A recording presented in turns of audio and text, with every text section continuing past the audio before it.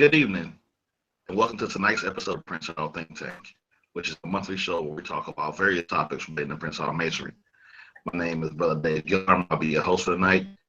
I'm a past master of Mount Pisgah Lodge number 53, located in Columbus, Georgia, where Cornelius Wilson serves as our worship master, and I also have the pleasure of serving as the worship grand historian for the most worshipful Prince Hall Grand Lodge of Georgia, where the Honorable Bruce A. James serves as our Grand Master.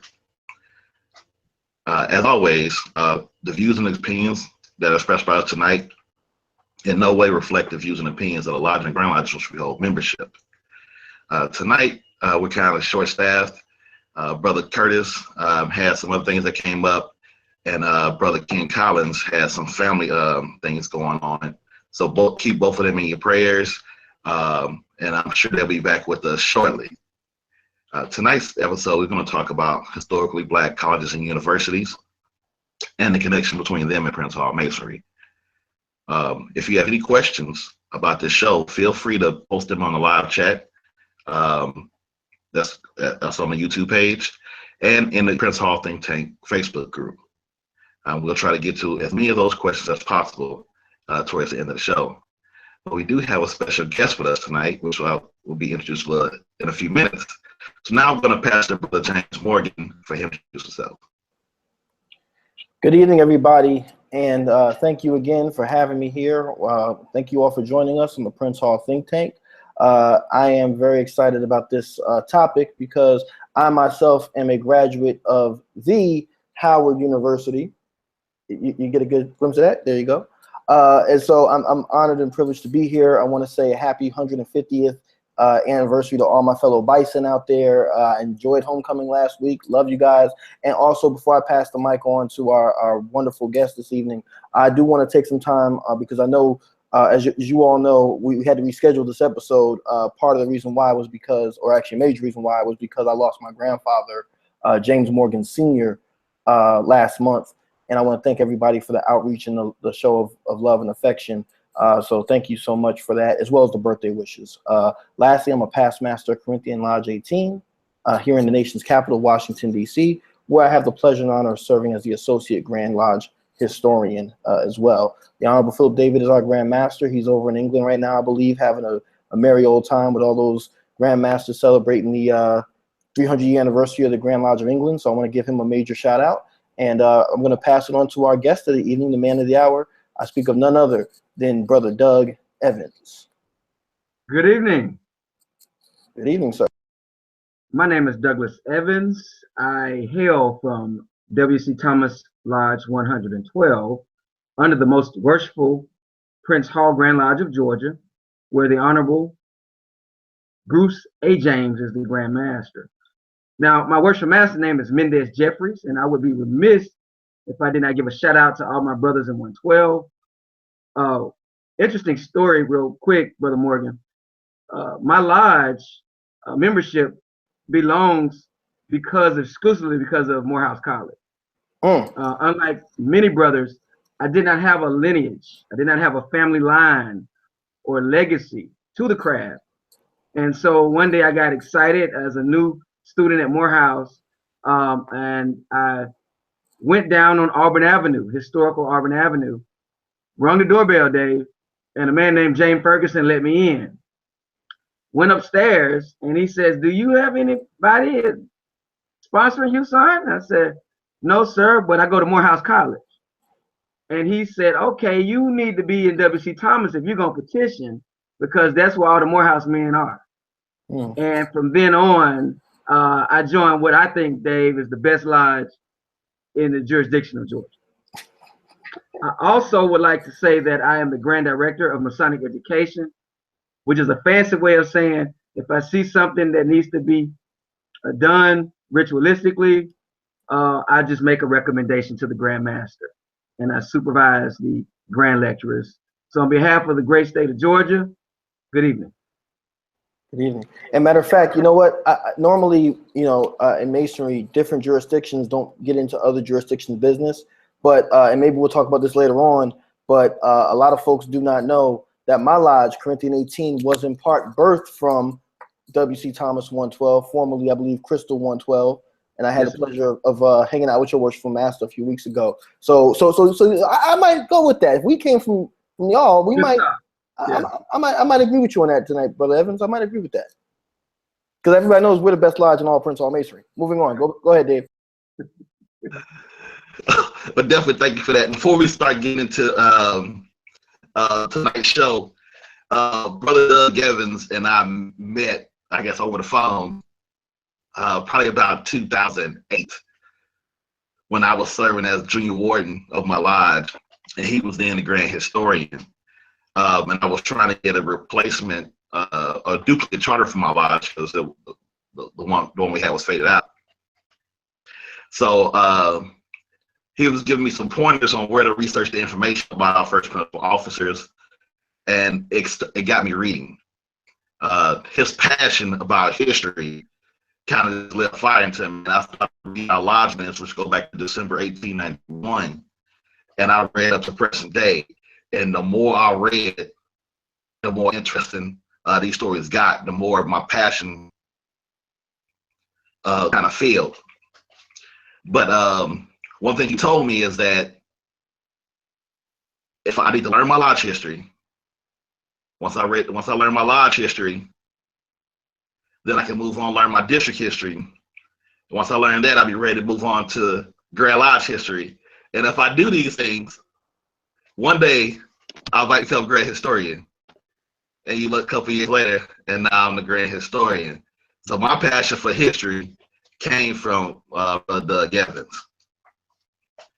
All right, so to get into I always say you support me and everything, and I just want to thank you for everything you do. So to get into tonight's show, we have a couple pieces that are missing without Ken and Curtis being here. So we're gonna try to produce the best quality show that we can. When we start talking about historically Black colleges and universities, we saw that there was a deep connection between that and Prince Hall Masonry. You look at pretty much all facets of life between education, the church, you get into politics. Prince Hall Masons have always been there. So what I'm going to do in my overview, and I'm not going to talk that long, is kind of go into some of the early HBCUs, and then go into some of the clandestine schools that existed during slavery.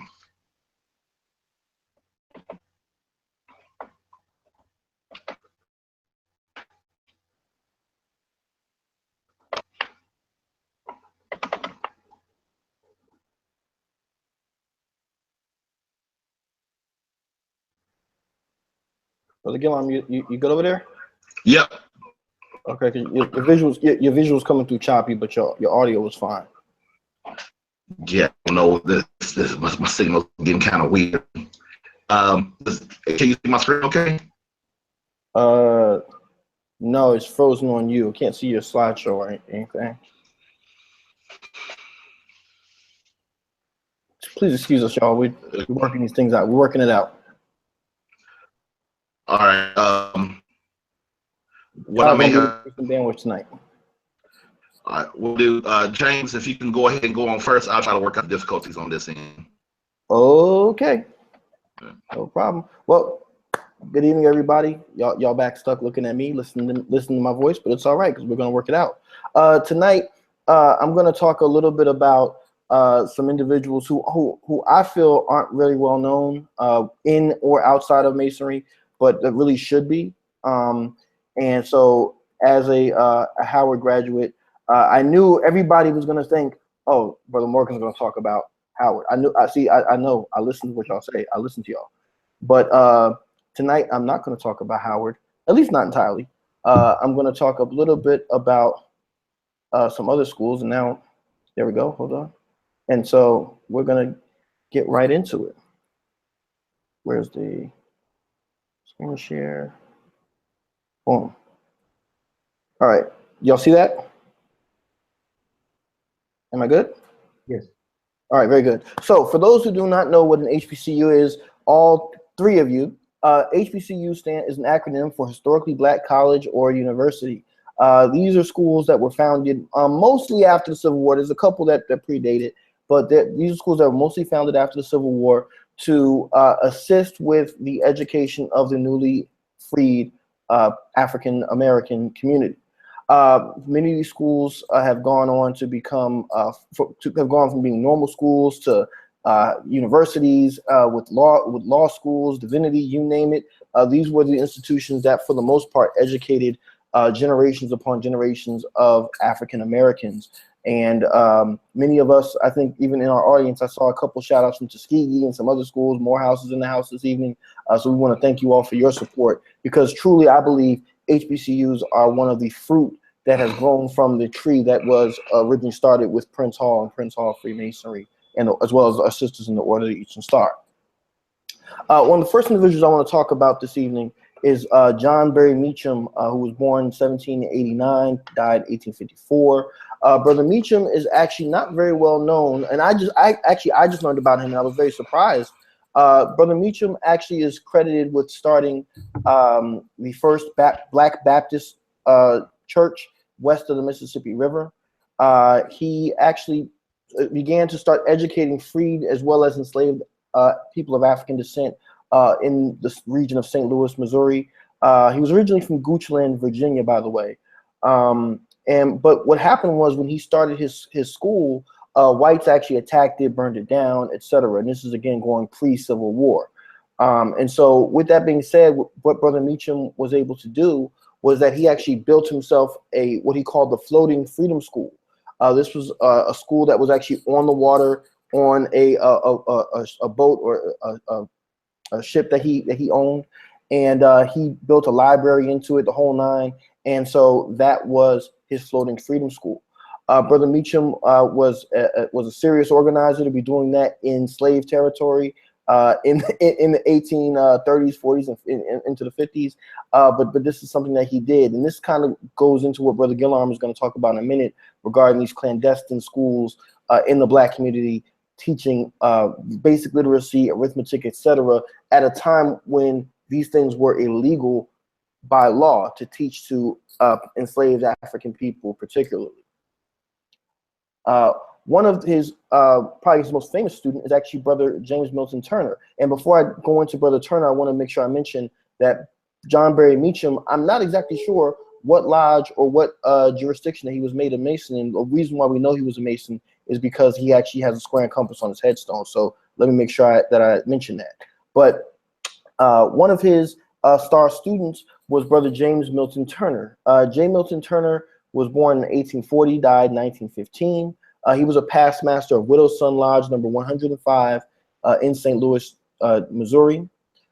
He actually was appointed as Consul General in the year 1871 to the country of Liberia. He was the first African American appointed to a U.S. diplomatic position. That actually has real relevance for me, because although I'm not a posted diplomatic representative of the United States government, I do work for the State Department, as many of you all may know.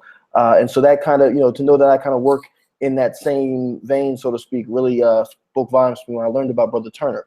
Upon his return, he was actually very active in the Exoduster movement. This was a movement that was designed to help the newly freed Blacks from the southeastern old Confederacy regions find land further west in Kansas, along with another gentleman named Pat Mason and Blanche Bruce and others. They were helping Blacks to move further west and find some land and hopefully find a better life. In 1866, Brother Turner actually helped establish the Lincoln Institute, which is today's Lincoln University.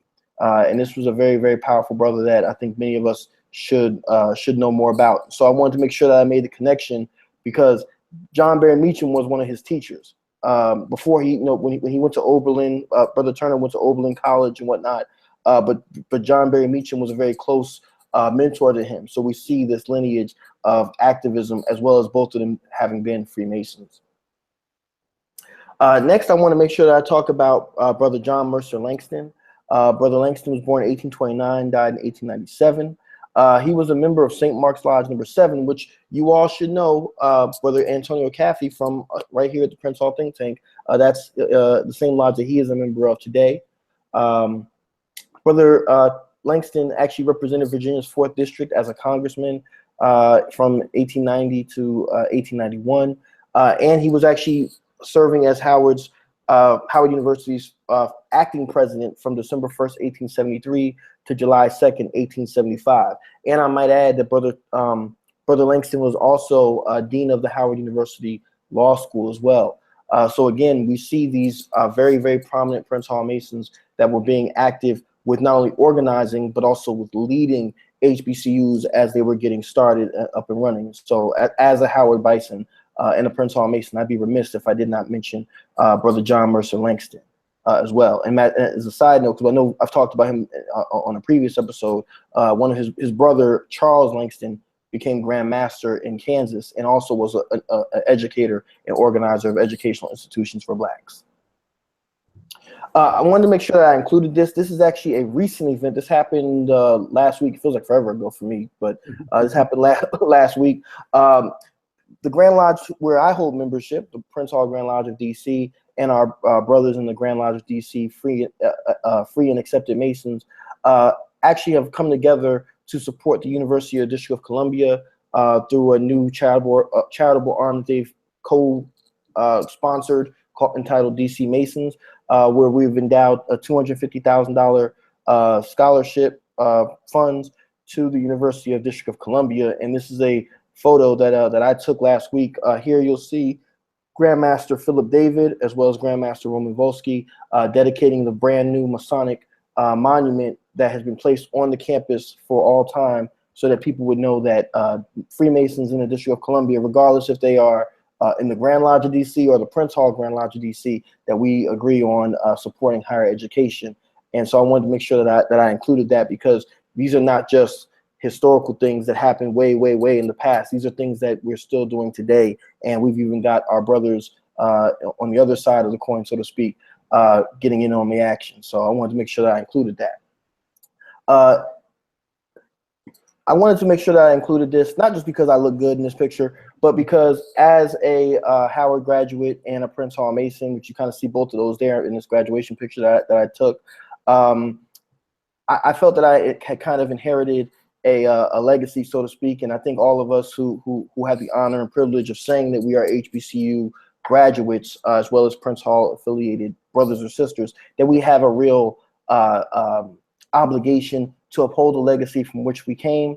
So as a member of the class of 2011 from Howard University and a Bison for life, I wanted to make sure that I acknowledge that because without Prince Hall Masonry, there would not have been a Howard, a Morehouse, a Spelman, a Tuskegee, a Tougaloo, or wherever you may have graduated from. So I wanted to make sure that we remember these institutions are linked forever, and they're only going to stay around if we continue to support them. Last but not least, I wanted to make sure that I included this. As a Howard grad, again, I had to make sure I included this. So forgive me, y'all, or don't. But this is Howard's 150th anniversary in 2017. Like I said, we just celebrated our homecoming, so I'm still kind of excited about that. But I really like this quote, so I wanted to end on this. Remember, everybody, that the time is now. So we need to make sure we're supporting our HBCUs, especially the ones that aren't doing so well financially, whatever. We need to make sure we're supporting them, graduates, alumni, family members. We need to make sure we're supporting them as much as possible so that they can continue to share and spread the light of higher education. And with that, I am going to turn it back over. And Dave, you look a lot clearer. Thank you for that. It looks like I did jinx myself, because remember in the pre-show I said everything was going just fine. We had no issues, and all Florida viewers out there, you probably hear us talk about this, how everything goes wrong until like the last 30 seconds right before we go live. Well, everything was going fine for probably the last 30 minutes. Everything. Mm-hmm. And I had just said everything is perfect, and then I try to present and my connections all messed up. So what have we learned today? Don't jinx. Right. Keep my mouth shut. Keep it shut. Yep. All right. So now, I guess we're gonna get into this.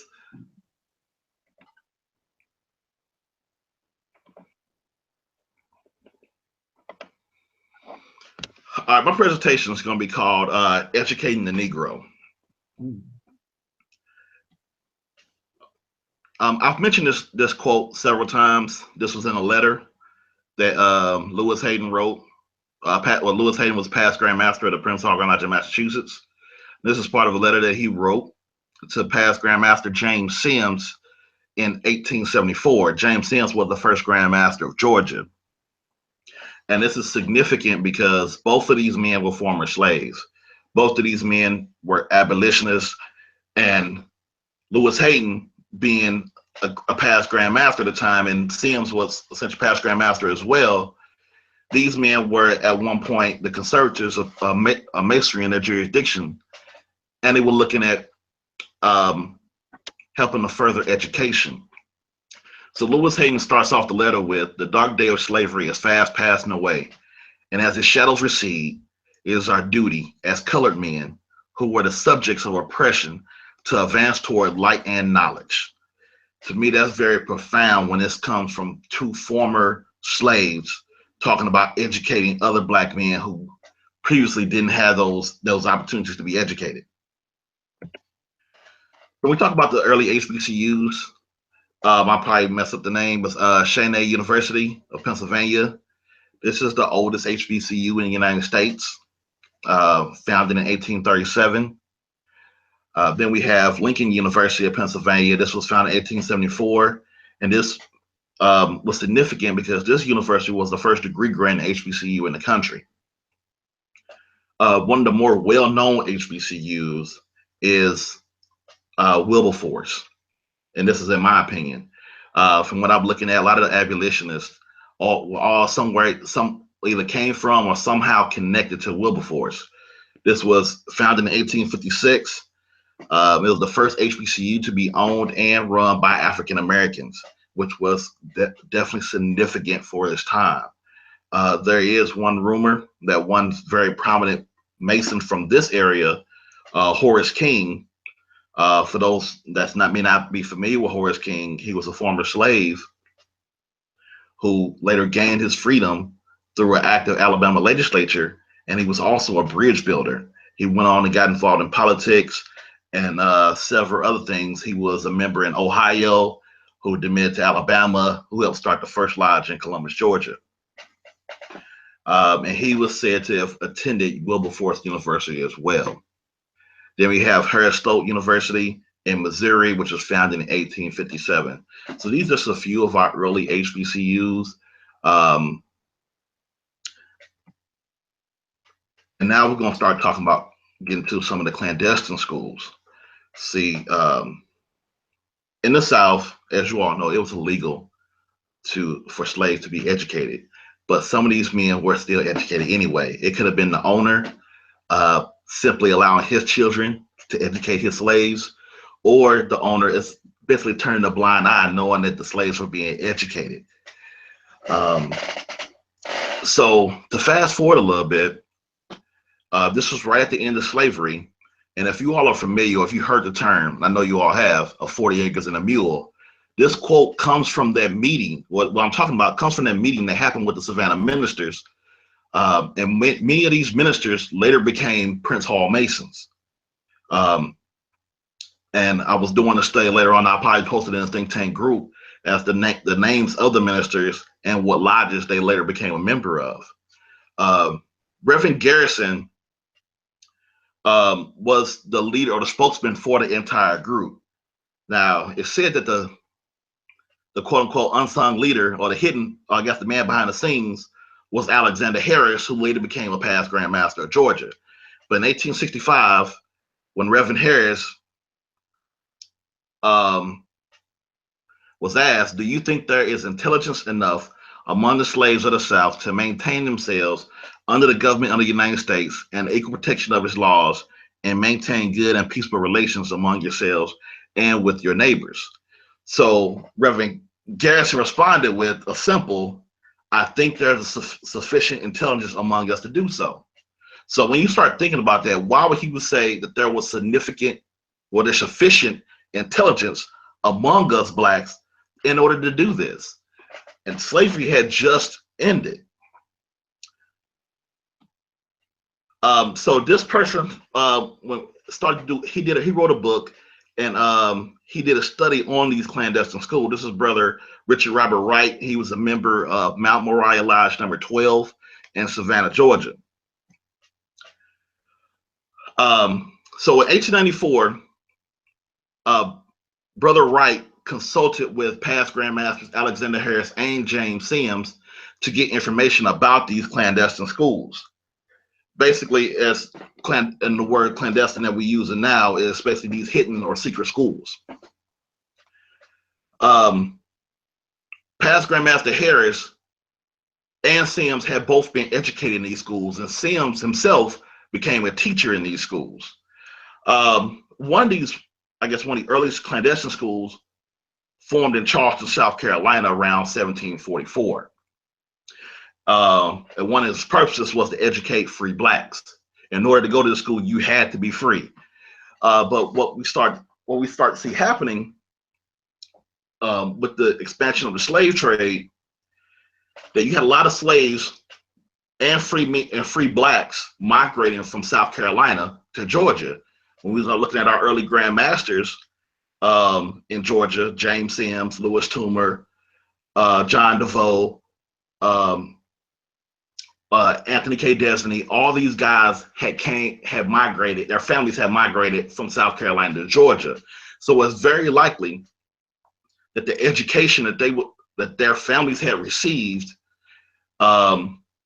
basically traveled with them down to Georgia. So now we have these free blacks and these slaves now receiving some sort of education in Georgia. And some of the highest numbers of educated blacks during slavery resided in Savannah, Augusta, Columbus, and Atlanta. It just so happened to be the first 4 cities where lodges popped up in Georgia. So we started to definitely see that there was some type of plan or some type of movement to have some of these slaves educated. Now, Brother Wright later states in his book that that when you start going into the rural areas, the concentration of educated blacks significantly went down. But you could see clearly that in the larger cities, these slaves were highly educated. And there was another meeting that happened around 1865 in Savannah,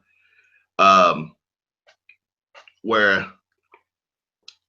the request was to have the field slaves come in and tell about their experience with slavery. But what happened is you had a lot of educated men. I believe even the founder of Morehouse, which Doug is probably gonna get to later on, was one of the guys that was at this meeting as well. And it was some because they only want the field slave, and they made it specific. They didn't want the person who barely knew slave or basically just was a slave on paper. These were the type of guys such as Horace King, who did receive some type of education in these clandestine schools that operated during slavery. And out of these clandestine schools, once slavery ended, you started to see the establishment of actual schools in the South. That's when your HBCUs started to pop up. So this kind of ends my presentation.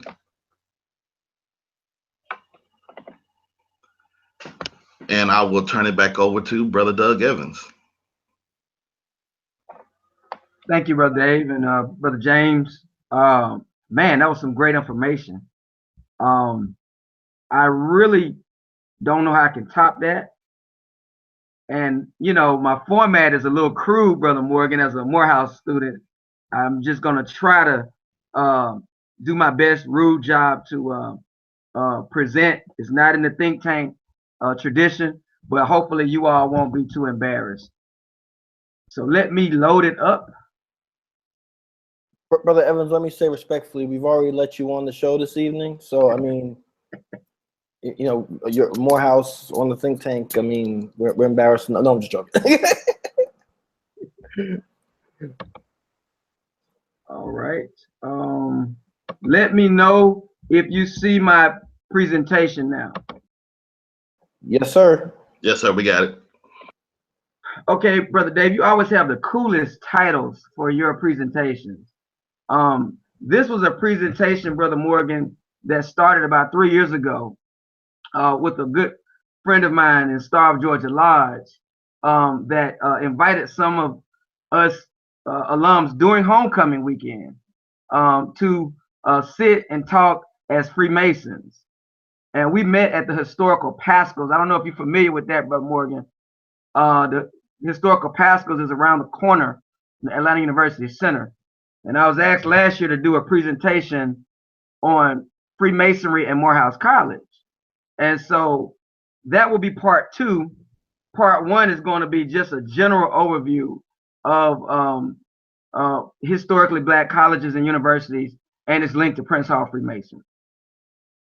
So it is entitled Under the Double Tie. Many of you all know, and I can't wait to hear Brother Collins' information on the Alabama colleges, specifically Tuskegee. We love Booker T. Washington down here in Atlanta. One of the first high schools, the first high school, public school for African Americans was Booker T. Washington, and still is today in the heart of Southwest Atlanta. Dr. Martin Luther King, as well as many other leaders in Atlanta, went to Booker T. Washington. So I took this picture, Dave. My 14-year-old has a baseball practice at Washington. And so one Saturday, I'm picking him up a few weeks ago, and I said, let me get a picture of this.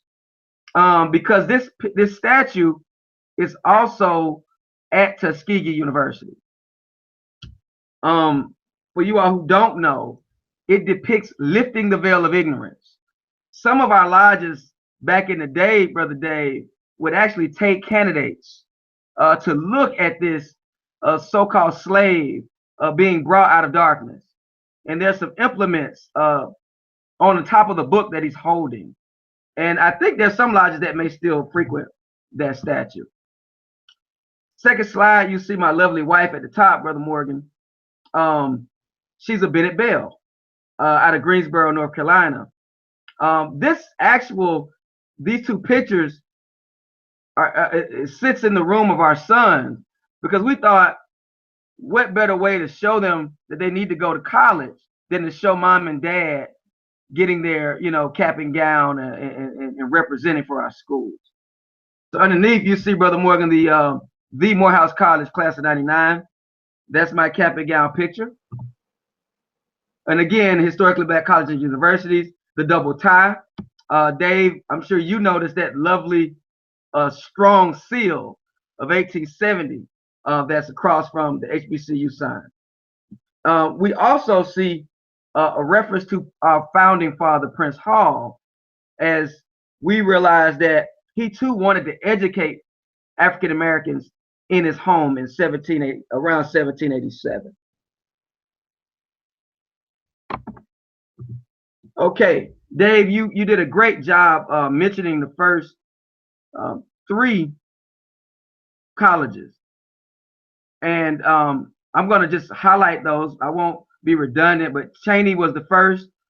And interestingly enough, I always lecture to our candidates about the power in the name.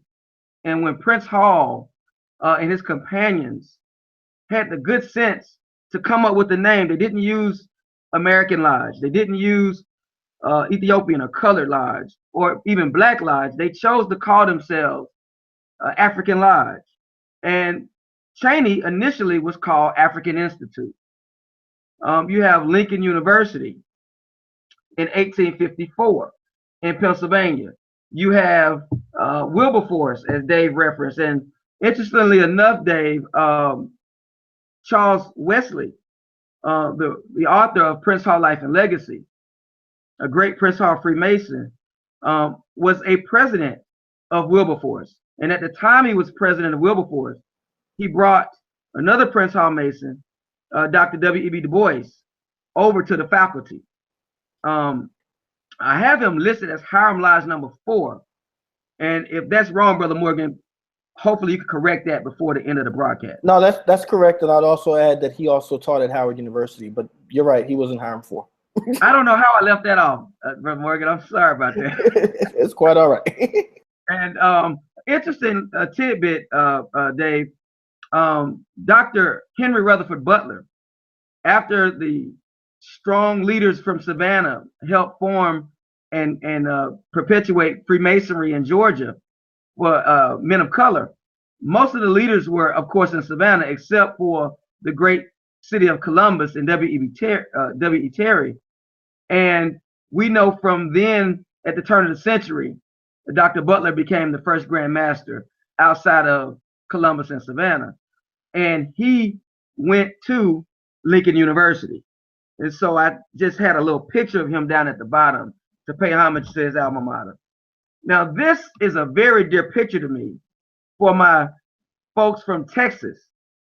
When I went to visit your area, Brother Morgan, about a couple of months ago, and I was dying to go to the African American Historical Museum there in DC. If you all out in the audience have not been, and you can get up to DC, set aside a day to go to that museum. It is breathtaking, and there's not enough words that can do it justice. I found these cornerstones while at the museum, taken from Prairie View University. And as you can see, the emblems look kind of similar. So one of my good friends, Brother Fred Parham out of St. James Lodge number 4, gave me a good history, Dave, on Prairie View. And we found that the second principal at that time was Brother James Muse of Lone Star Lodge number 85. And there were many faculty members from Lone Star Lodge that were faculty there at Prairie View. This is for the folks watching that, why y'all talking about HBCUs when we know that Masonry come from Africa? So this is just for those people. We see Sekhmet making the arch, and we pay homage to Timbuktu, Sankore, and the Pyramid Temple universities that all of our institutions from Oxford to Howard were patterned after. So I'm so glad you two chose to talk about the clandestine schools, particularly in the South, Dave, because we know that here in Atlanta, similar to many places in the South, the first teachers were actually Mama and the Black church. In the background, you see a picture of Big Bethel AME Church, the oldest church for people of color in Atlanta. Now, there would not have been any schools right after the Civil War in the South, in my opinion, had it not been for Northern missionaries coming from New England. And one of the strongest group of missionaries was the American Missionary Association, which is AMA. They were connected to the congregational churches, and now we would call that the United Church of Christ. I myself am a member of Sankofa United Church of Christ here in Atlanta. My church got started by a Morehouse alum, Brother Morgan, and a member of St. James Lodge number 4, Reverend Derek Rice. He got to start Sankofa through the help of another United Church of Christ that actually is President Barack Obama and Michelle's former church in Chicago, Illinois, under 32nd degree Mason, Reverend Jeremiah Wright. And the UCC churches have historically been very, what we would call, progressive. They helped found Howard University, Berea College, Hampton Institute, Atlanta University, Fisk, Dillard, Tougaloo, Talladega, and Lemoyne-Owen. And so you all can see, you may remember, Brother Morgan, the movie The Amnestad with Joseph Sinkay. And that whole episode was also connected to the congregational churches and the American Missionary Association. The United Methodist Church at one time was just the Methodist Church. And it also had a philanthropic missionary society called the Freeman's Aid Society. My wife's school, thank goodness, was birthed out of the Freeman's Aid Society in Greensboro, North Carolina. That'd be Bennett. As you can see at the bottom of the screen, so many colleges across the bottom of the United States owe its allegiance to the Freeman Aid Society, one of which my mother and father went to, Brother Dave, and that was Clark College, founded in 1869 by the Freeman's Aid Society. The American Baptist Home Mission Society. Now, this is near and dear to me because the Baptist missionaries were instrumental in founding my college, Morehouse, as well as Spelman College here in Atlanta. They also helped to start Virginia Union, as well as Benedict and Florida Memorial University. Incidentally, Booker T. Washington did study at Wayland Seminary in DC, which also got a start from the American Baptist Home Mission Society. The African Methodist Episcopal Church is very near and dear because it did not need to use white missionaries from North England. It actually started colleges for Black people and by Black people. And so just like Wilberforce, Morris Brown in Atlanta was for Blacks and by Blacks, which is different from Clark Atlanta, Morehouse, and Spelman, who were started by white missionaries for Blacks right after the Civil War. For those of you who have heard the term Bureau of Refugees, Freedmen and Abandoned Lands, this was another way of saying the Freedmen's Bureau. Freedmen's Bureau right after the Civil War also was very instrumental in assisting with Atlanta University, Clark College, and Morehouse College. Dave always gives us great information on Special Field Order 15, or what's commonly known as 40 Acres and a Mule. We know that General Sherman came to Atlanta and set Atlanta on fire. And as an employee of the city, one of our emblems of the city of Atlanta is the phoenix rising out of the ashes in 1847 to 1865. And that is thanks again in part to good old General Sherman burning down the city. We see at the top of this screen here, the Morrill Act is mentioned of 1862. Why this is significant is because the state colleges like the big boys, you know, the Division I schools, Georgia, Tennessee, Alabama, all of these schools were given land because Abraham Lincoln saw fit to try to balance things out after the Civil War. But the part they don't normally tell, Brother Morgan, is when those large institutions got land in hundreds of acres to educate people on agriculture, they did not have a plan in place until around 1890 for the HBCU. And so when I was researching Prairie View, I found it very interesting that my good friend, Brother Gary White's daughter, who goes to Texas A&M, they were getting all of the money, and so they had to start Prairie View for that reason, to educate Blacks. But the state of Texas didn't want to give Prairie View any of the money. And so that was not uncommon, as you see in many of the southern states. The state schools came about, and eventually, after the 1890s, they were also getting land and money. Dave showed us a picture of Major Richard Wright, the first president of Savannah State University.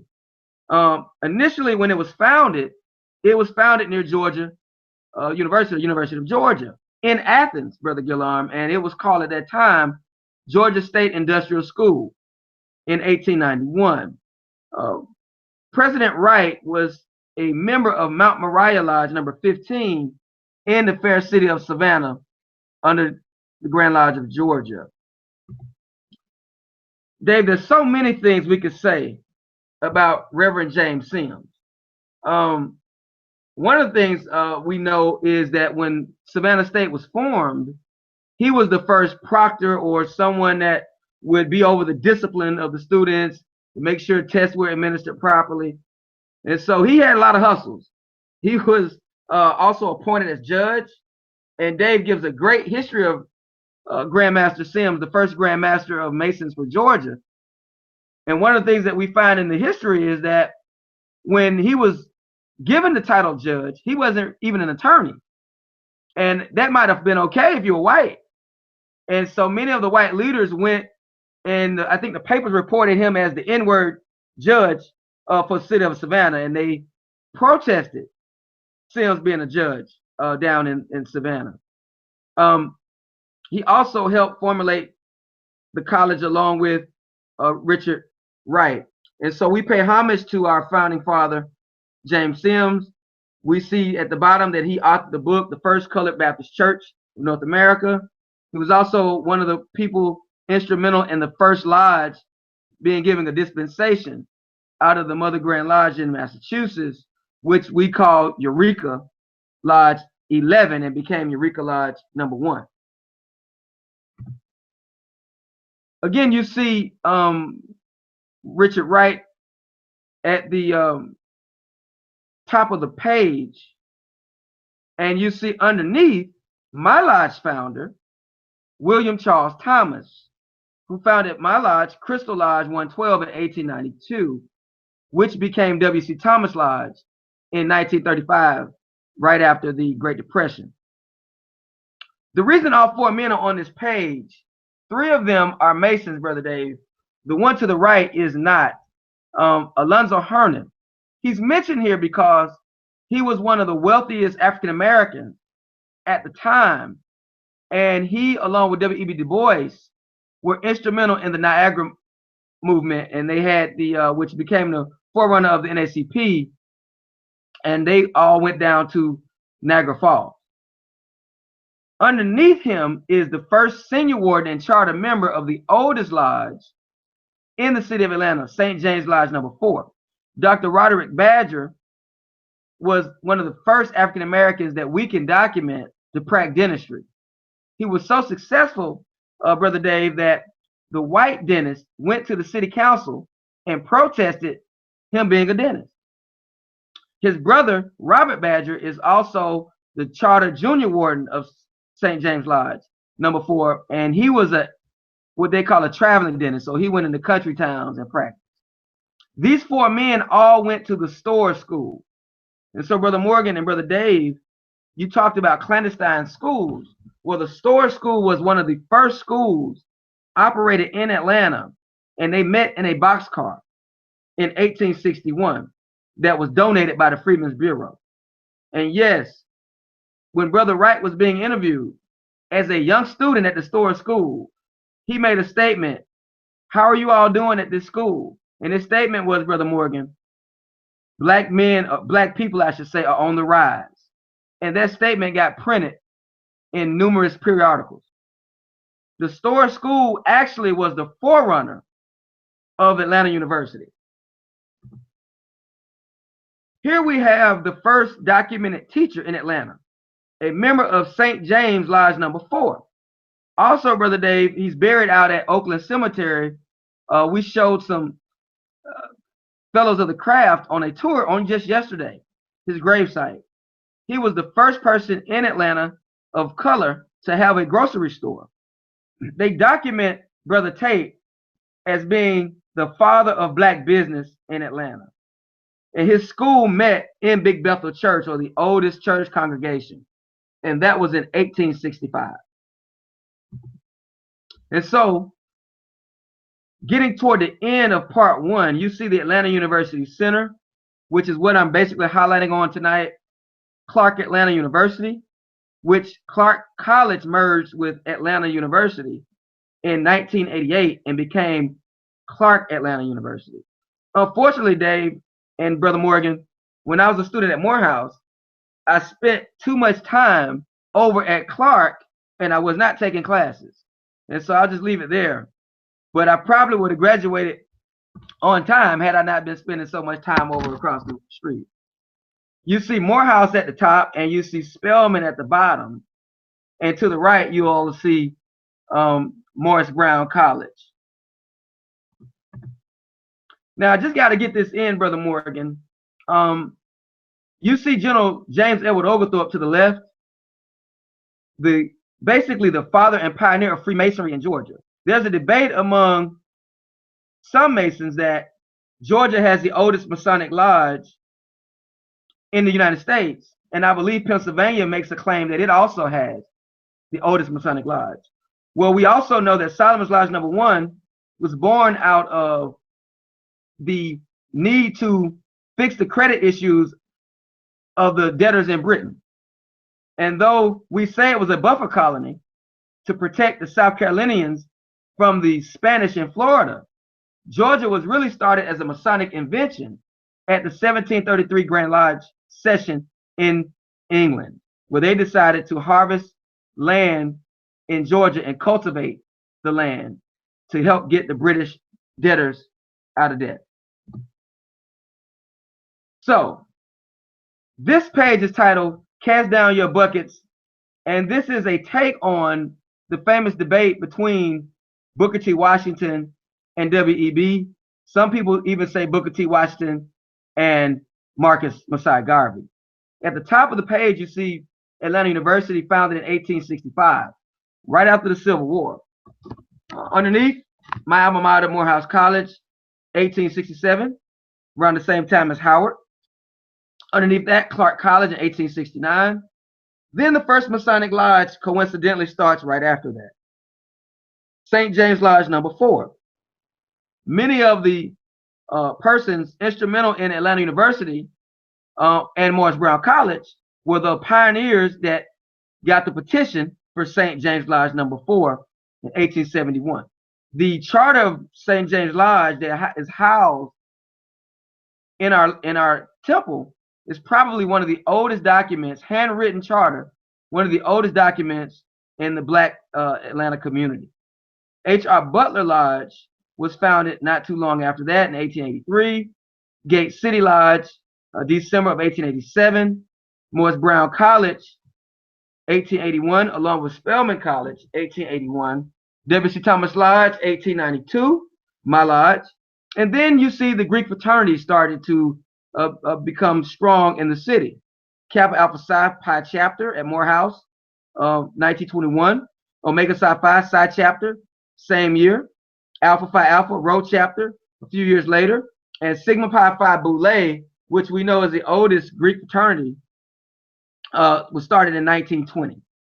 And so it's older than even the undergrad fraternities. And of course, Sigma Pi Phi Boule is a professional organization, though it is a secret society.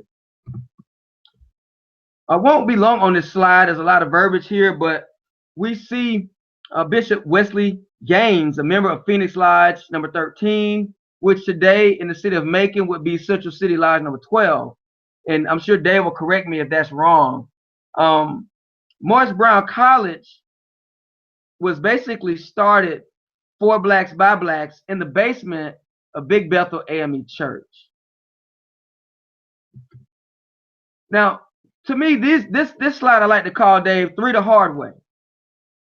These are some of the 3 no-nonsense people that came through this great state in the city of Atlanta at some point.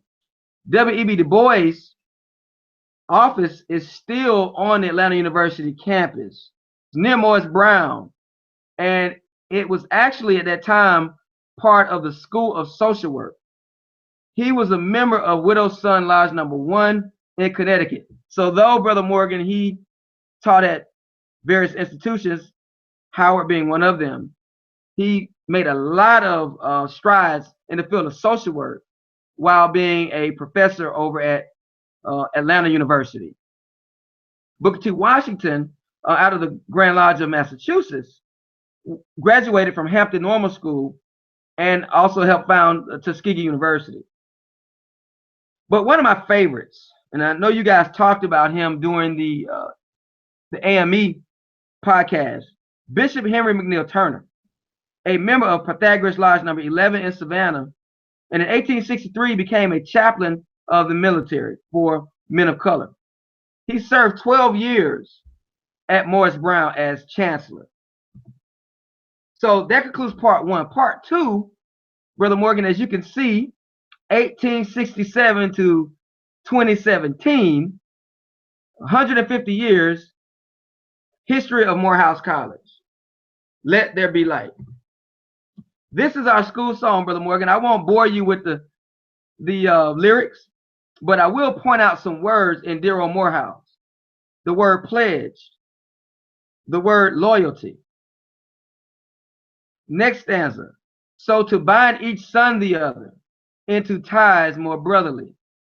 And then we conclude, Holy Spirit, Holy Spirit, as we lower our voice, make us steadfast, honest, true. And those are words that I thought, Brother Dave, were symbols of fraternity and being of a pledge process. The founder, one of the founders, the namesake was Lyndon Morehouse, as you can see his gravesite here. The person that helped the school get started was Reverend William Jefferson White, buried in Cedar Grove Cemetery in Augusta. He was a mulatto and what we would call a radical preacher, and he even preached at Springfield Baptist Church and was a very radical against slavery at that time. It's been said that the first teacher in Atlanta, James Tate, was a distant cousin of William Jefferson White, Brother Gillarmy. Hey, brother Evans. Yes. As a side note, I believe Reverend White was a direct ancestor of the recently deceased rapper Prodigy from Mobb Deep. Wow. Yeah, you had to go deep on that one. I would have never pulled that one out. I learned that when Prodigy passed. I was like, whoa, what's the odds of that? But yeah, that was kind of crazy.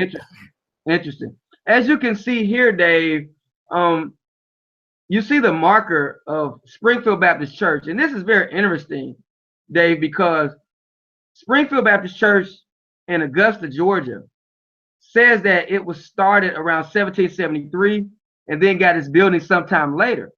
It brags on being one of the oldest continuously African-American churches and congregations in the United States.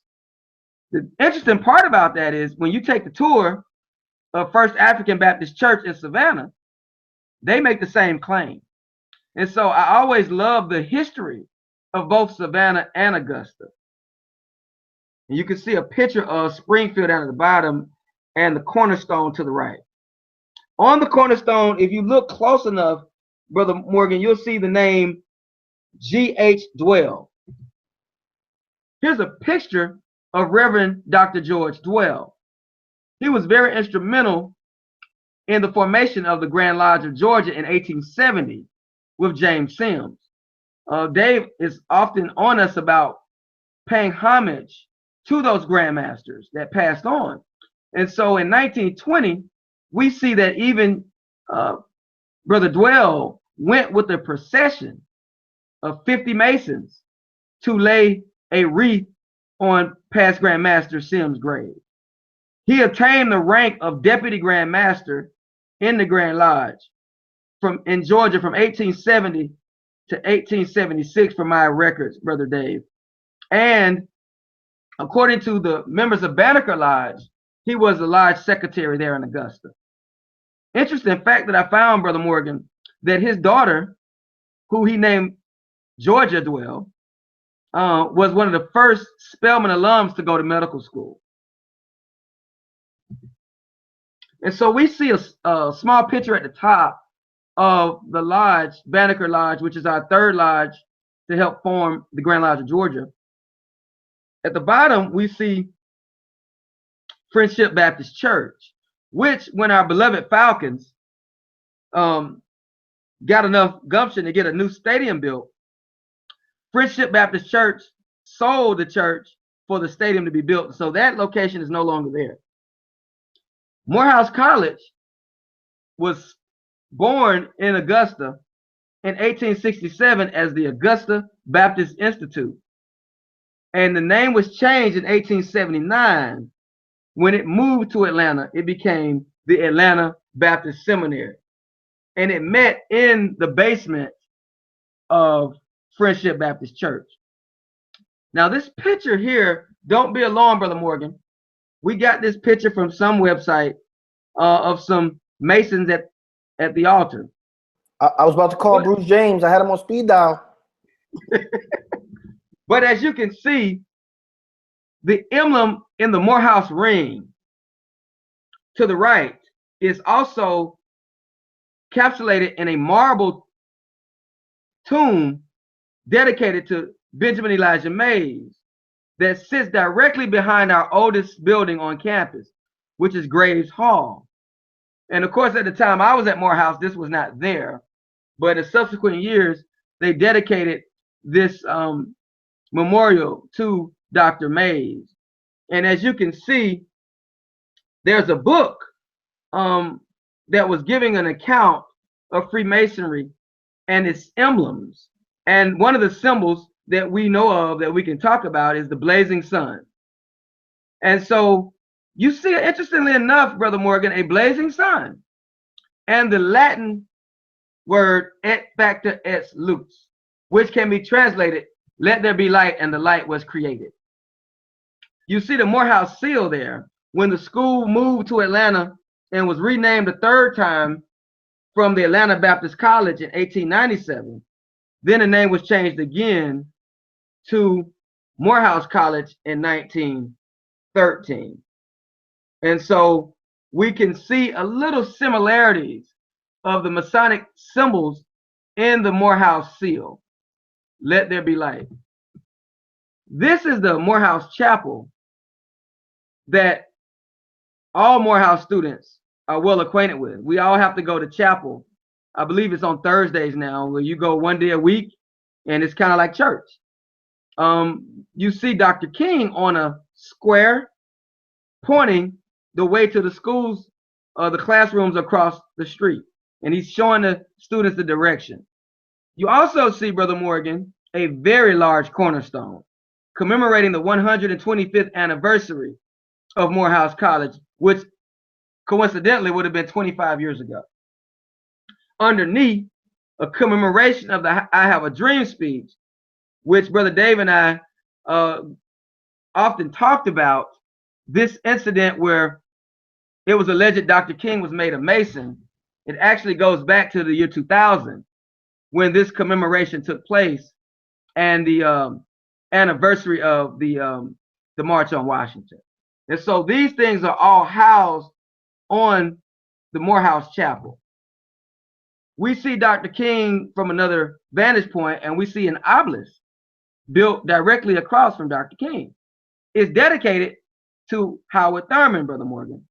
And we see a similar Kemetic or African emblem taken from our nation's capital, and one actually from Egypt in North Africa. Now, this is a very dear picture here, Brother Morgan.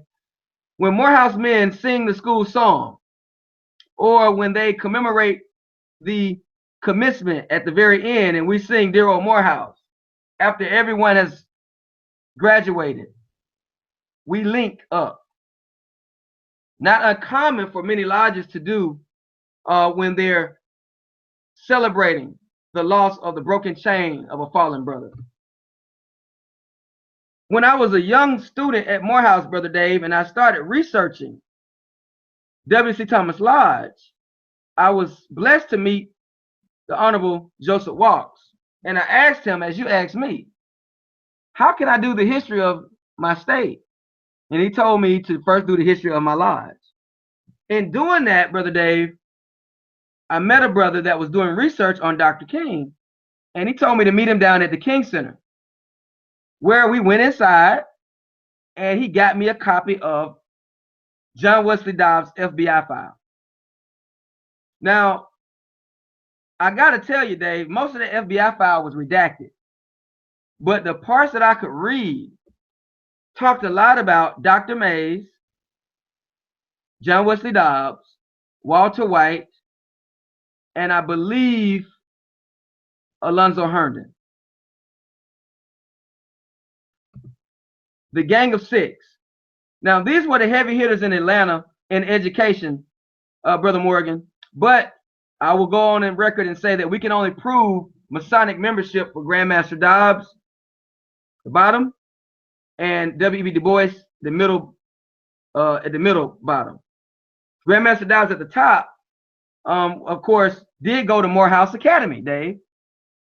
When his mother got sick, he had to drop out of the academy and go to work. So he never got to go to the actual college part of Morehouse. You see Dr.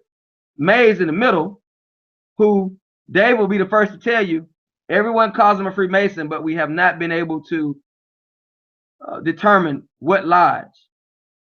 One district deputy thought that Dr. Mays may have been initiated in South Carolina, but there's been no proof of that. However, Dr. Mays was the president of Morehouse during the golden years and became a mentor to most of the leaders that came through Morehouse, to include Dr. King. To the left of Dr. Mays was the first African-American president of Morehouse College, John Hope. Interestingly enough, Brother Morgan, Dr. Hope was against Greek fraternities on the campus. But some type of way, the Alphas were able to school Dr. Hope on what they were about, and they also made Dr. Hope an Alpha. Dr. Hope was president of Morehouse and Atlanta University. Underneath, again, we see we see Alonzo Herndon, one of the first black millionaires in Atlanta, and I will come back to him shortly. And to the right, we see Walter White, also mentioned in that FBI file, Dave, who was one of the first to investigate lynchings for the NAACP here in Atlanta. This photo is taken from 1951, the cornerstone laying at Spelman College. Now, as we often talk about, Dobbs could not finish Morehouse, but he sent all 6 of his daughters to Spelman, and that was a private school and still is a private school.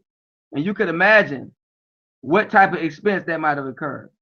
He's laying the cornerstone for Spelman in 1951, and across from him you see the Rockefeller family.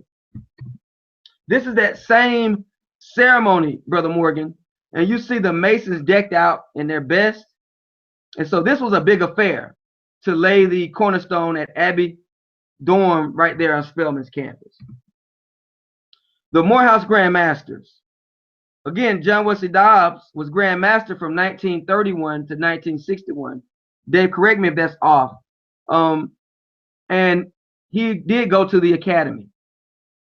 He recruited a man, and I know we don't really recruit in Masonry, but he recruited a bright chemist from Morehouse College and said, hey, coming out of the barbershop, as the oral legend goes, Dr. Neal, you thought about joining the Masons? And Dr. Neal said, I thought about it.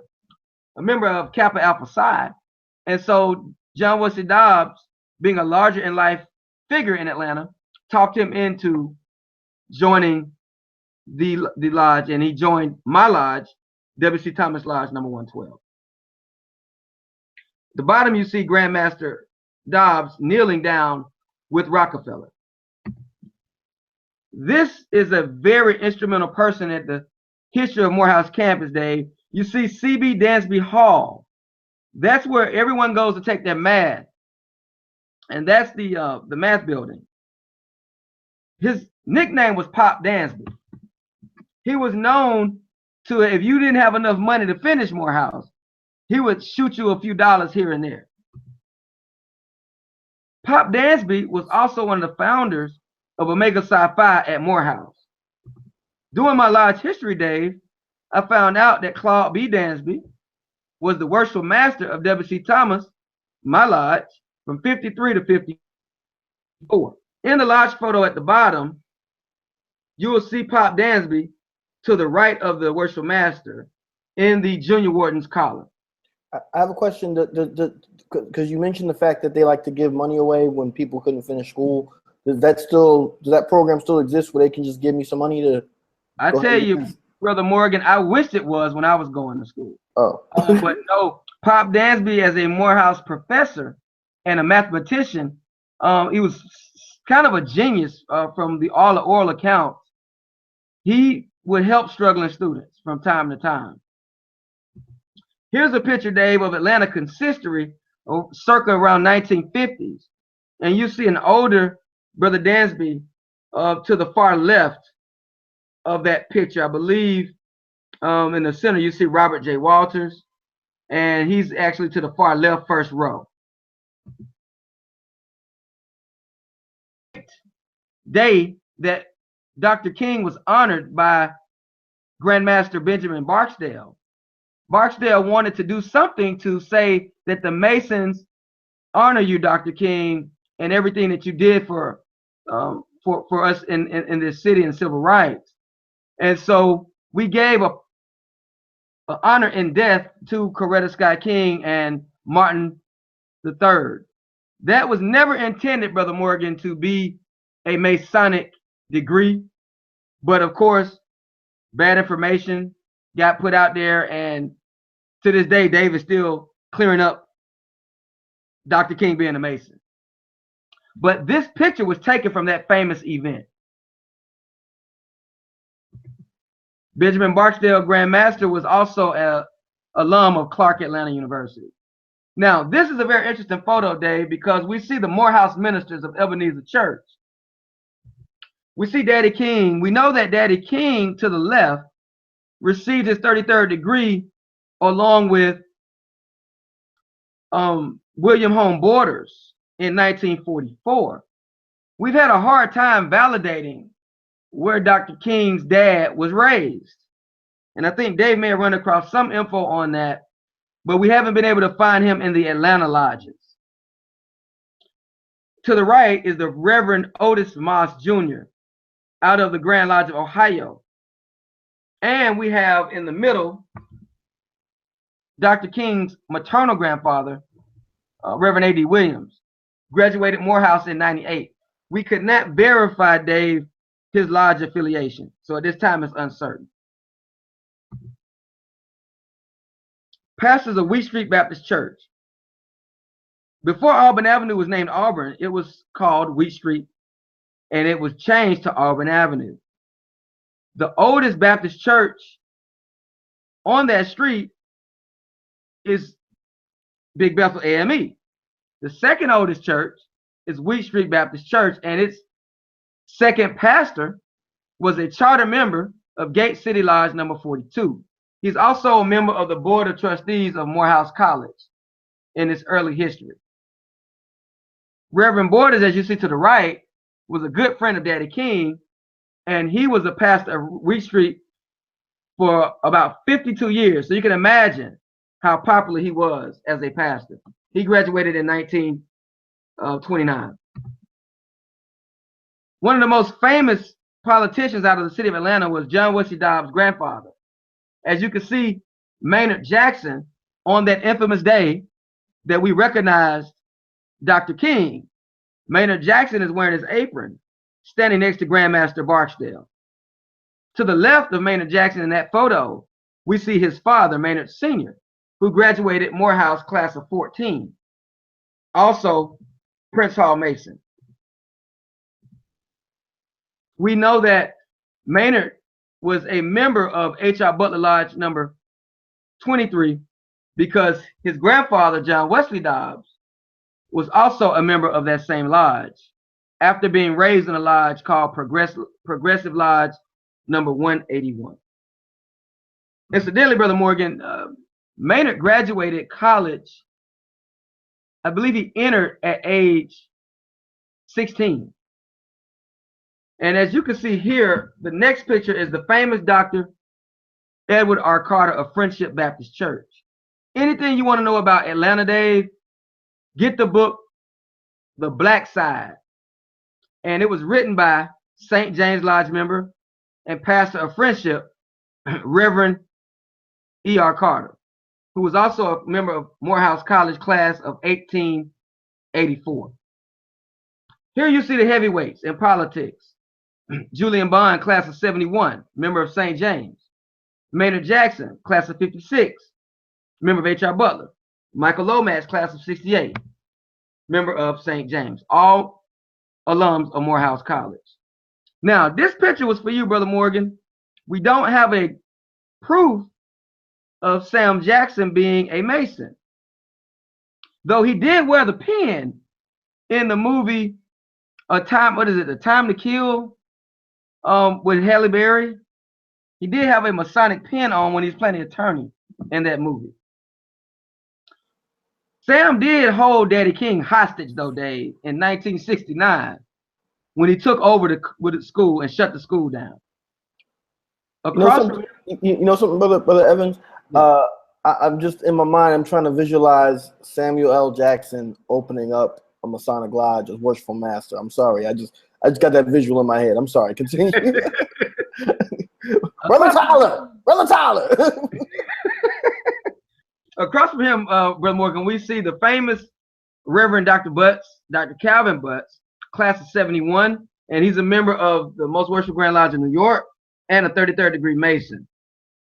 This is one of my favorite pictures, Dave, of Matthew Washington Bullock. Was one of the first African Americans to play football for the Ivy League school Dartmouth in 1904. He also went, if you could believe this, Brother Morgan, he went to Harvard Law School in 1907. He taught sociology and coached football at Morehouse. He was actually one of the first Americans to be paid to be a football coach. That's how good he was, Brother Morgan. And he was a member of my lodge. This is a picture of our trestle board from 1915. And you see they mentioned Bullock as a professor on the roster here. And so this roster now is over 100 years old. L.D. Milton helped to organize one of the second black banks in Atlanta, but now the only one to exist, and that's Citizens Trust Bank. He's a member of H.R. Butler Lodge number 23 and a graduate of Morehouse College. So I'm going to reel these names off, Dave, because, again, when I went to petition or find out information, I should say, about the lodges, I was told you need to look into W.C. Thomas 112. That's where all the Morehouse men go. And so when I got my petition was placed in W.C. Thomas 112. So here's the Morehouse Mafia for W.C. Thomas Lodge 112. Grandmaster Dr. Neal, Dr. Floyd Sullivan, Professor Matthew Bullock, Professor Claude B. Dansby, Dr. Carter, who's actually one of the ones that put the commemorization of Dr. King together when we did the commemorization in 2000. Dean Carter is the Dean of the School of Religion and, Brother Morgan, a member of W.C. Thomas Lodge 112. Felton Hudson, who went on to become a Grand Patron, Dave, and moved out of the city of Atlanta. Joseph Coleman, Hamilton Holmes, Charles Hale, William Folks, who was a longtime editor of one of the only black publications at that time, the Daily World, and Butler T. Henderson, the head of the NACP. Now, this is interesting, Brother Morgan, because we also have a St. James Masonic political mafia. And someone who's near and dear to you and Brother Collins, Congressman John Lewis, who attended HBCU and Fisk University.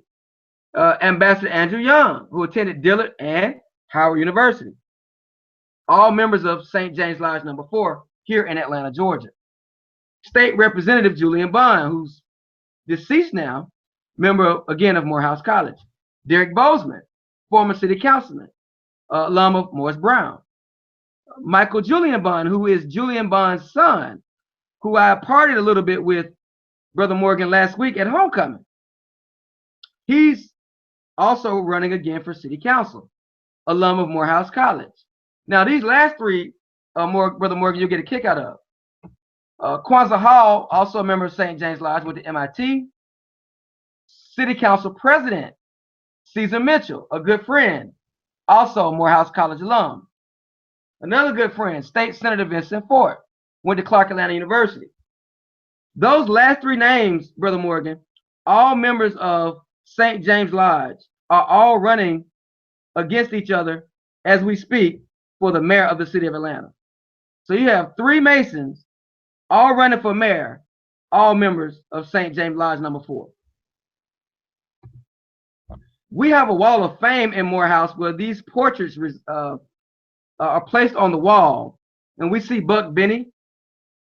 We have him listed as a Master Mason out of South Carolina. I'm sure Dave can shoot holes in that because we can't prove that. We see Dean Carter. And we see Grandmaster Dobbs and Grandmaster Neal also on the walls of the Wall of Fame at Morehouse College. This is a great picture as we come to a close. The Morehouse Glee Club, Dave, gave influences to the Prince Hall Masonic Glee Club. And the person in the center, H.J. Furlow, was actually an alum of Atlanta University and a past master of with his father, both named Henry J. Furlow, both past masters of W.C. Thomas, Lodge 112. This is a picture of that same 2000 ceremony, and we see Dean Carter, the Dean of the School of Religion, with the family of Mahatma Gandhi, because not only were we honoring Dr. King, Dave, we were also honoring Gandhi's wife and family. And so you see Dean Carter standing next to his family with his Masonic apron on, Brother Morgan. Here's a close-up picture of Grandmaster Barksdale as we are recognizing Morehouse alum, Dr. Martin Luther King, as Maynard Jackson, Morehouse alum, looks on. The death emblems. As you can see, this broken column is of Grandmaster Dobbs, and we have him listed as 1932 to 1961. The one in the middle, Morehouse alum, X.L. Neal, and though he wasn't actually deceased, Brother Dave, his wife told Grandmaster McQueen, well, if y'all gave a broken column to Dobbs, I want one for my husband. And so there we have the broken column for past master of my lodge and past Grandmaster X.L. Neal. We see a Morehouse alum, Floyd Sullivan, to the left, who's also Dave, worship master and past master of my lodge. And we see the founder of Citizens Trust Bank, the grave of Milton, and his 33rd degree emblem on his stone to the bottom right. And we see Maynard Jackson's stone at the top of that. The Masonic Lewis legacy. We see that Maynard and his dad, both alums of Morehouse, both in H.I. Butler. We see his Dobbs's daughter married a dentist named Blackburn, Benjamin Blackburn, class of 1928. And his son is a Mason, and his son, who I went to high school with, Dave, was also a Mason. So there's the Lewis tradition. Also, a good friend of mine from my same class, Brother Morgan, Howard Head, and his father are also members. W.C. Thomas, also class alums of Morehouse College. Now, we could talk all day about Dr. Butler as we finish this, but Selena Sloan Butler probably did more than he did, Dave. One of the things we know about Selena Sloan Butler is that she helped form the PTA for people of color, but she also helped form the state PTA. And she was one of the first graduates of Spelman College in 1888. Also, Dave, she was a grand lecturer of the Prince Hall Grand Chapter Order of the Eastern Star and the founding member of Roof Chapter number 102, which I was told was called, Brother Morgan, the High Steppers. So they were the women that were the school teachers, the women that husbands had the clout in Atlanta. So they would have been the real housewives of Atlanta at that time. We see a picture of Grandmaster Dobbs with his 6 daughters, one of which was graduating in the picture to the right. All 6 graduates of Spelman College.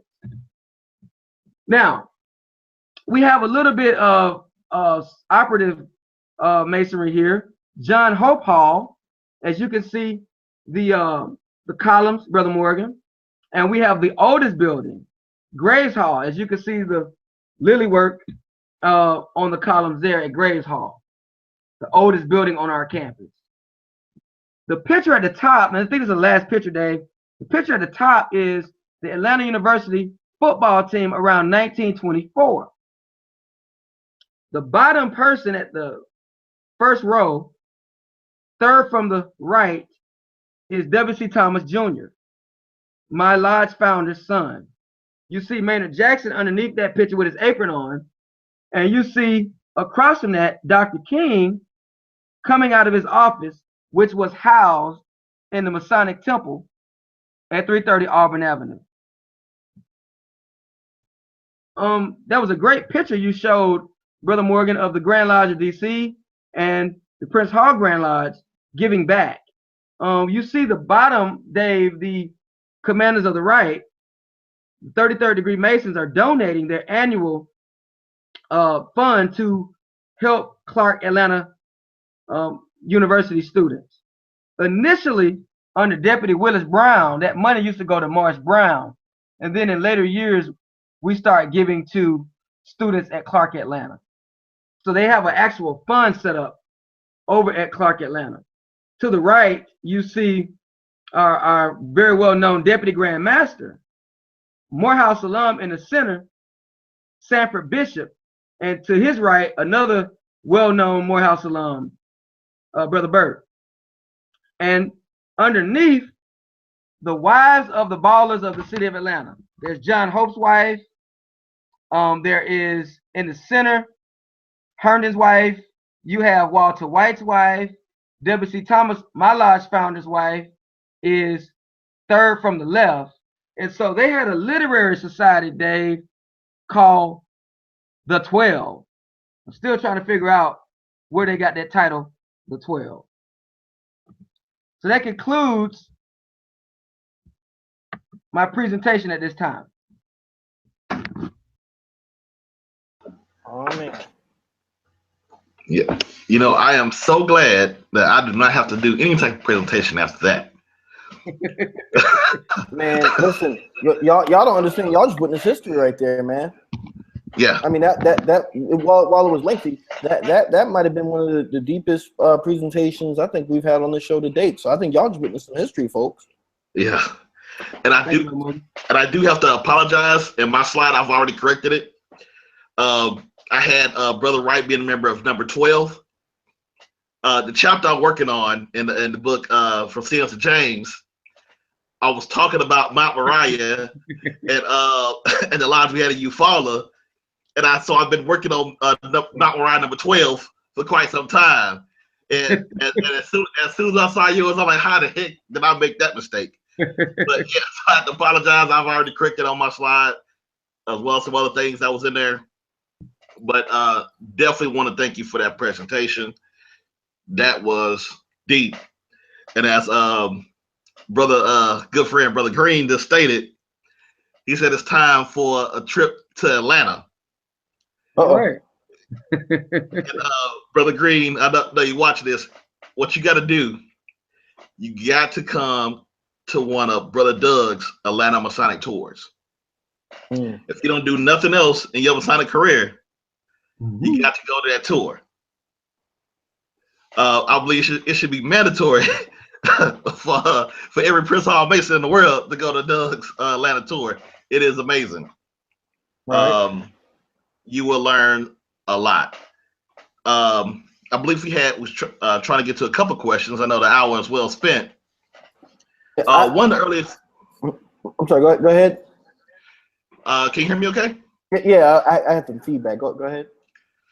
Yeah, I see one of the questions that we received earlier is how can we help HBCUs? Well, I think for me, one of the things that definitely needs to be done is not only that we continue to study them, but that we also and continue the traditions, but that we also foster new ones.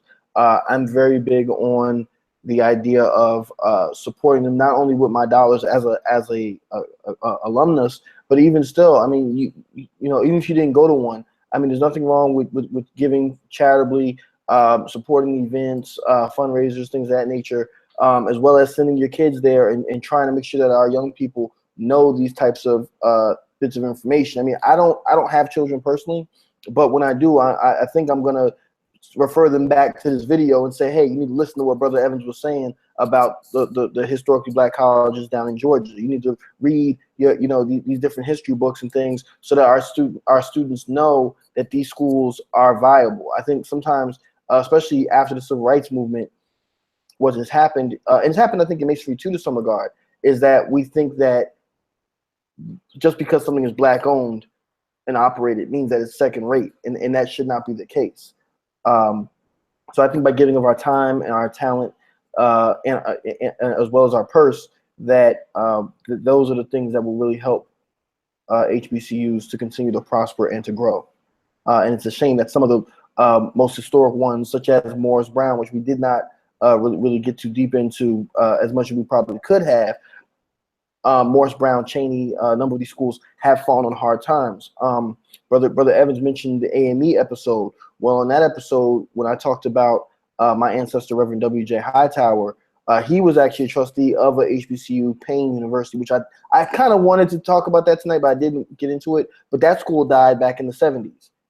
You know, what if Payne University still existed? Maybe I would have on a Payne University hoodie instead of a Howard one. Who knows? You know, so I just think it's important that we support our community institutions, the ones that have always serviced us the best and the most. Brother Evans? I agree with everything you said, Bro Morgan. Oh, sounds good. Sounds good.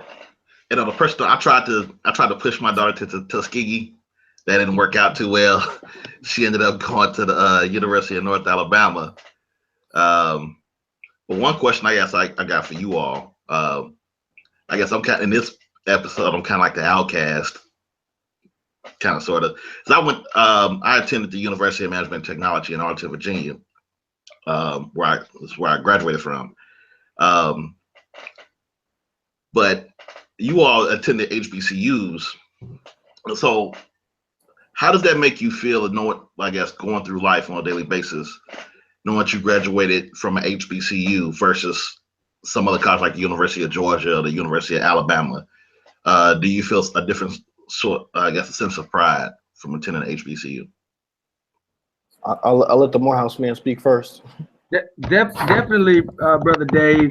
Morehouse just has that kind of swag and mystique.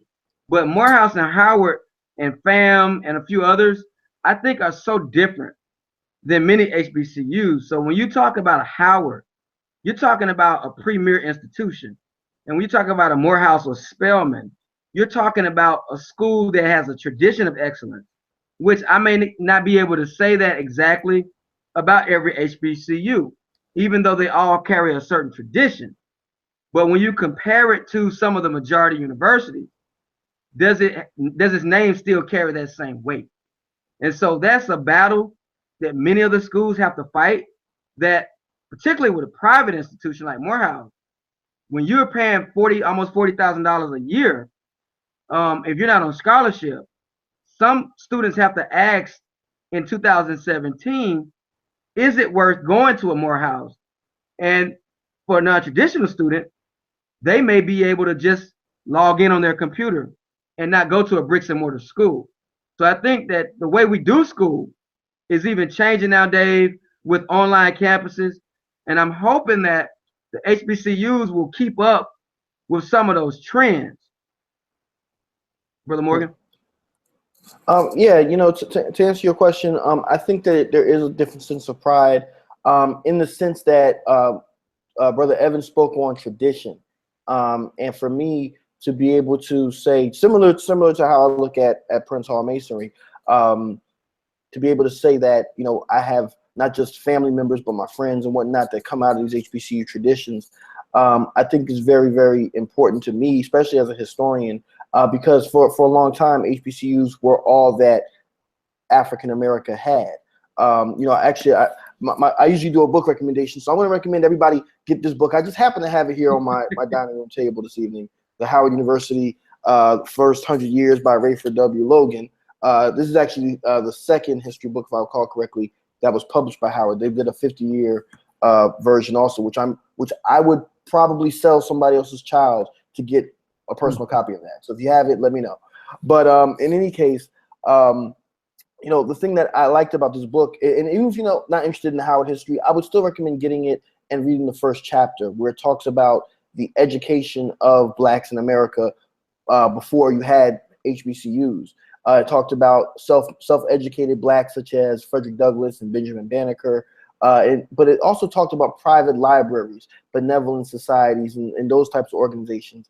And even though I don't remember Prince Hall Masonry being specifically named in this book, a lot of the themes that are talked about, particularly in that first chapter, I think were very telling of or very similar to what Prince Hall Masonry was doing, particularly in the 1800s. I mean, to be honest with you, you could I could make an argument, and I think I could probably write a 10-page paper on why Prince Hall Masonry might be a template for HBCUs. We could look at the early Prince Hall Grand Lodges almost as really being HBCUs to some regard, although they're not styled as such. The fact that many of these places, even down to today, had private libraries and whatnot where people could come and learn and debate. Down here in Alexandria, Virginia, Brothers of Universal Lodge #1, they had the Lyceum, which is a debate hall where people would come and present oratory. So yeah, I think that there is a difference in pride. And again, not knocking anybody who didn't go to an HBCU,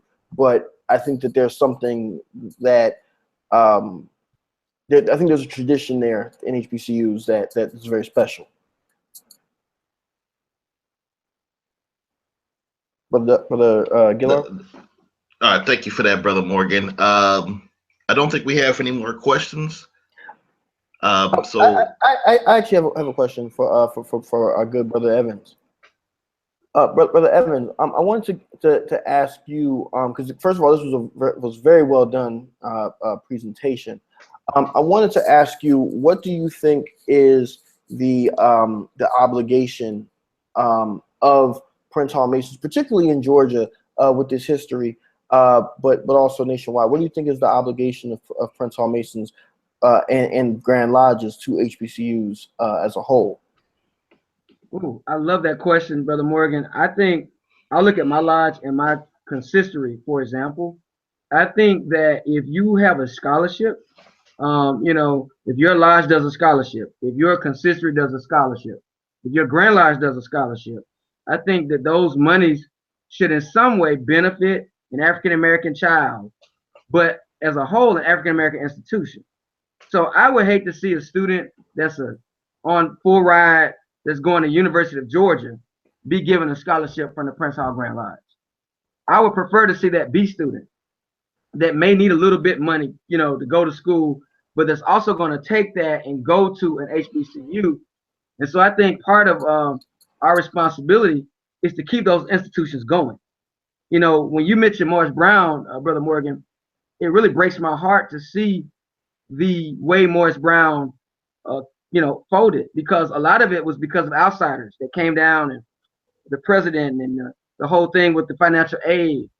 And I wish that the AME Church would have been able to do more. Mm-hmm. And so sometimes you can't expect the church to always be the saving grace when you have Greek fraternities and the Prince Hall family, and we're all connected. And I think the onus should be on the Prince Hall family to make sure we're sending students to that school, to make sure we're making sure that scholarships are going into that school, and to make sure that we're also being mentors to those students at those institutions. Right. And that's the thing, again, to me, is that is how important those traditions are. And looking at how some of these schools have failed, unfortunately, education is a business, and people forget that. But I think it's important that we recognize that there's nothing etched in stone that says we have to have HBCUs in the United States of America, just like there's nothing etched in stone that says we have to have Prince Hall Masonry either, or Masonry as a whole. So I completely agree with you. And I'll be honest with you, I was very touched. Again, going back to what you mentioned to the AME Church, when you mentioned Bishop Wesley J. Gaines as well as Bishop Henry McNeil Turner, because both of them had I wasn't related to them, but they had associations with Reverend Hightower I mentioned earlier. And so to see again those traditions that get lost and broken when we let these institutions die, I think is something that it's a travesty, and we as members of the craft need to definitely step it up for sure. Brother Gillard? I don't think we have anything else, Brother Morgan, so I think we can go ahead and proceed and start with our closing statements. Okay. And we can start with getting our closing statement from our guest, Worshipful Doug Evans. Thank you, Brother Dave and Brother James. I missed my other good brothers that were not here today, and I look forward to seeing them on the next episode. I want to show a little book. You can see that. And this little book, The Black Colleges of Atlanta, Brother Morgan, is written by a Clark Atlanta alum and a Prince Hall Mason, Rodney Cohen. If you want some information, you can also get that book on your Amazon. You know, you can get it, a digital version of it. But he does a great pictorial diagram and history of those colleges. Another good Prince Hall Mason, Skip Mason, used to be the president of Alpha Phi Alpha, and another alum of Morris Brown College, wrote this book, Black Atlanta in the Roaring '20s. Anything written by Skip Mason is going to give you great pictorial history on Atlanta, and he does a great job at showing the rich traditions of Morehouse, Spelman, Morris Brown, and so I just want to urge people that if you want to know more about these schools, do like Brother Morgan, get the history of Howard, get the history of the black colleges in Atlanta. Maybe that might be the one thing that will show you why your child may need to go to those schools. Just like reading any good book on Prince Hall Freemasonry that will light a fire under any candidate. I think reading those histories could also light a fire on a potential student.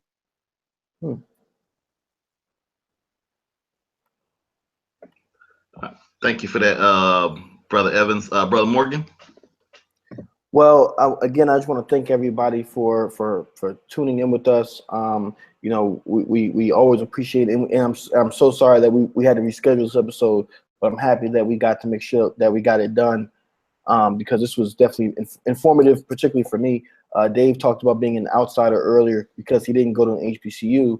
Well, I feel like an outsider because my name doesn't begin with D, and I'm not a member of the jurisdiction of Georgia. So this was a different experience for me, but I appreciate you all so much.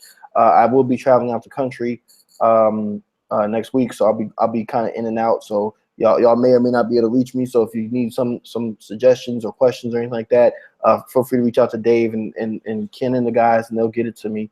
So wish me well on my travels if you'd be so kind. Also, and lastly, I would like to say is my closing statement for this evening: reared against the eastern sky, proudly there on hilltop high, far above the lake so blue, stands old Howard, firm and true.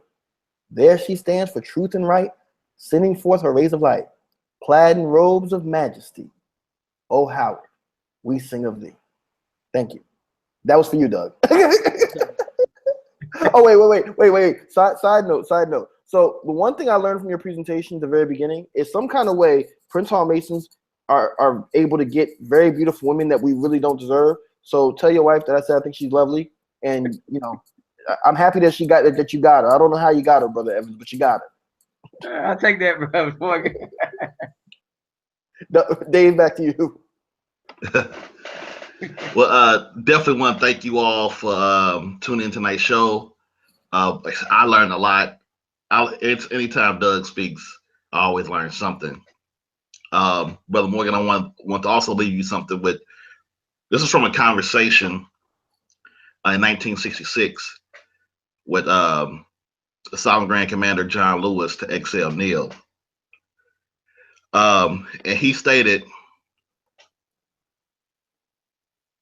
that it was a brother who had received the Scottish Rite Mason of the Year award, and John Lewis says, and this was the reason why it was so, I guess, so important, because this was like the fourth time a Georgia Mason had received it, and he didn't want anybody to get offended, and he says that he could not help it if Georgia has such outstanding Masons. This is 1966, man. We've been doing this for a long time. Some outstanding Masons. I mean, listen, I'm real happy for you, and I'm gonna let you finish.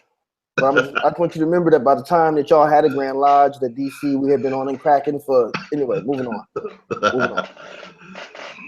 But I guess to get back on topic, hope you all enjoyed tonight's show.